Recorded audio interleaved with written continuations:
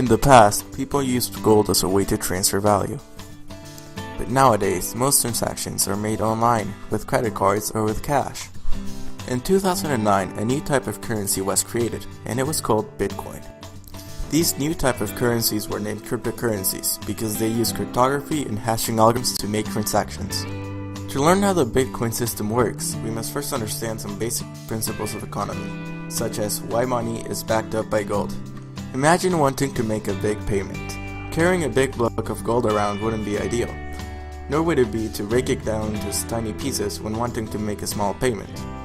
That is why we use currency to represent gold, and why these tiny pieces of paper hold any value at all. The way you obtain Bitcoin is by solving complex mathematical equations.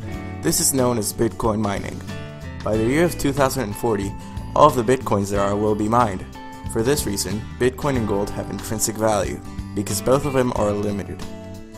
Just as cash can be broken down into dollar bills, Bitcoin can be broken down into Satoshis. One Satoshi is 100th million of a Bitcoin. So, now that we know all this, we can see that Bitcoin and money are pretty similar. So which is better? There are many advantages to using Bitcoin as a way to transfer value, such as being able to do so in a matter of seconds over the internet, which, unless you can fly, is not possible with cash. You may be asking yourself, how is this any different from online banking? The problem with online banking is that you must use a third party to make a transaction, which has many inherent weaknesses due to its trust-based model. On the other hand, cryptocurrencies rely on a peer-to-peer decentralized model, which allows for direct transaction from one person to another. There are many advantages to the peer-to-peer model that the Bitcoin system uses, such as anonymity and security. Bitcoin uses a type of cryptography called asymmetric cryptography, or public key cryptography. With it, you have two keys, your private key and your public key. Your private key is your wallet and where all of your Bitcoins are stored, and your public key is the one that you use to make transactions.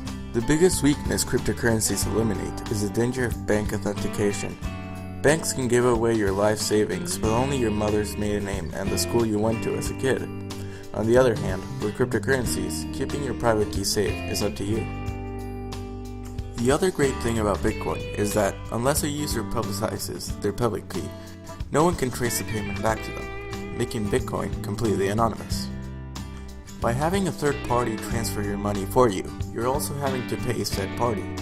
With cryptocurrencies, transaction fees are eliminated because the payment is directly from one party to another. In summary, all of the weaknesses that online banking has are solved with this new method of transferring value, such as anonymity, security, and transaction fees. Cryptocurrencies are doing to money what email has done to mail, and most of the stuff we buy with credit cards today, we will buy with Bitcoin wallets in the future. Created using Powtoon.